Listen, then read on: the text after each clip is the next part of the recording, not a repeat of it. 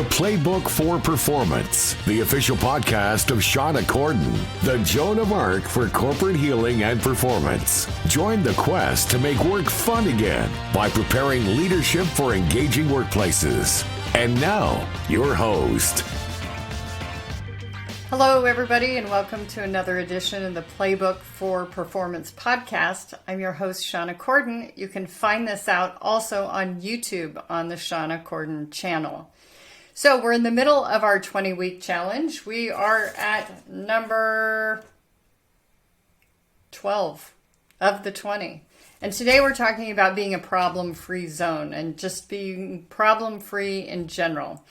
So we're doing this to build our resilience. And part of being so strong and being so resilient is that when we have problems, they don't have to be this giant pothole. They're more like a slight speed bump or, was that an acorn I just ran over?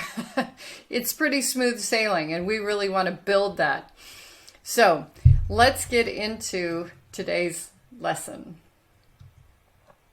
Now, if you're a leader, this whole 20 lesson set is available to your organization to build resilience. It's a super important part of change management. The most effective change strategies come when there's strong leadership, strong communication, and strong employee resilience. Those three things, when they are weak, change efforts fail. So, if you feel like this is something that you want to do for your employees to show that you care about them as people, contact us. We are available to do this both live, virtually, and in person. So contact us at shauna@shaunacorden.com or podcast@shaunacorden.com. So when do I suggest this lesson? This lesson is really when you're sick of drama or you're sick of something being such a huge hiccup in your life. You don't want same song, different verse, and you really need some more permanent solutions. Problems are normal. Everybody has problems, but they don't have to be something that's so upsetting. It can be something that's like, oh, let me take care of that. And when I take care of it, I'm going to take care of it permanently. So it's sort of like the investments that you would make in deep cleaning versus just a counter swipe with, a cloth and some cleaner. Are you moving canisters or furniture away from the wall? Are you getting in those crevices? Are you applying a sealer if it's appropriate? Things like that to really protect it after you've gone through and you've made the investment of time. It's very similar to that.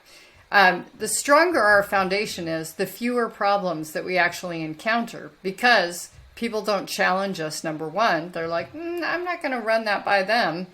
And it really frees up our time because when we're not having to deal with all this crap, then, we can work on other things like being creative and using our imagination, which is a lot more fun.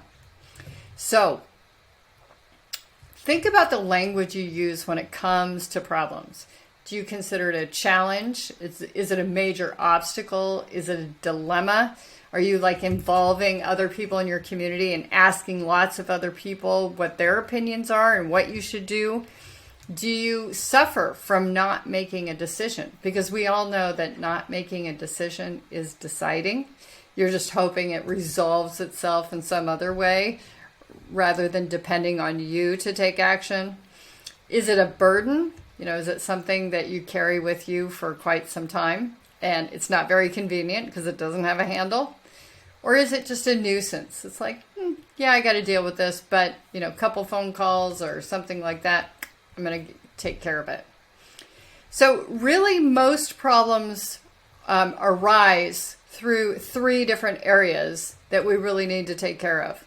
One is integrity. So we've talked about integrity multiple times on the podcast, but integrity is really not a moral compass, but staying true to your values. So if you decide to opt for something that's outside your value set, it's probably going to come up again and again in different ways. Boundaries, we've talked about this on the podcast. Boundaries are really, what's outside your fence. So we think about boundaries as fences, bad stuff out, good stuff in. So have you allowed someone to come into your space or invade your area or intrude in some way or violate something that's important to you? And now you're having to deal with that. The last part is really the standards. How have I chosen to behave? What are my rules of conduct? And am I being consistent with that? If I had followed through, then this person may not have tried to invade, intrude, etc. Those three things, when they're kept up, really we are problem free. So resist the disintegration, right? We want to be integrated, not disintegrated. So, and invite other people to join you in this process. Now, some people will resist. They are addicted to their problems. They feel like it gives them a reason, a purpose. They tend to overreact. There's histrionics. They gossip about them. They use it as an excuse to stay engaged with other people. And those people are like, no, you don't want to hang out with those people. So in the Bible, they talk about the truth shall set you free. And whenever we see characters in the Bible that start screwing up, and boy, it happens with a ton of them, this is why. This is why. So that's just one example, but if you think of the hero's journey in every novel, every great novel that you've ever read, there's always the hero, there's a bad guy, bad situation, something that they have to overcome. They all have the Achilles heel, that personal flaw or vulnerability that they have to strengthen to overcome in order to get the girl, win the day, whatever it might be.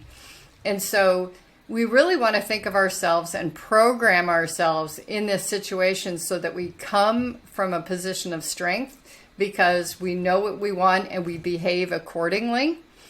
And when we do that, life gets a lot easier. And sometimes no, the word no, can be one of our best strategies to do so. So, examine the problems that you have, the themes of those that are going on in your life. Is it because you didn't speak up early, that you didn't share what your standards were, that you let someone cross your boundary? Did you fail to follow through?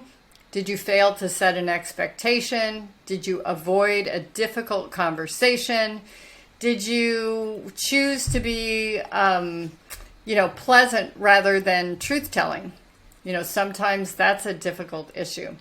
But I assure you there's a theme. I've worked with thousands of clients over the years. And when we go through this lesson, and 150,000 people have gone through this class with me. When it goes to this lesson, it's the same things over and over again. Comes back to that integrity, boundaries, standards. So figure out what your Achilles heel is in this situation so that you can really address it and put together a theme. So last week we were talking about sometimes systems are the way to protect yourself. This is a great way to come up with a system to avoid problems. Now, are these things in your control? I can't control taxes, right? Taxes are a problem. They're a small problem. I get it. So, but if we can come up with if we can come up with ways to mitigate, etc., no is a very good shield. Again, so think about the problems that you have and how many of them could have been avoided just by saying no. I'd love to hear your feedback on this one. I'd like to know if you're all consistent with my previous students. So if you enjoyed this lesson, please share with your friends, your community. I would be happy to come and share this with your work group. We really want your organization to be a really pleasant and strong one and one that you feel safe. So a rising tide lifts all boats, so bring them along, invite them. Again, you can get the theme sheet for this 20-week challenge at our site, or just send us a note, podcast@shaunacorden.com, and Michelle will get that off to you. So Look forward to seeing you next week for the next lesson in our 20-week challenge.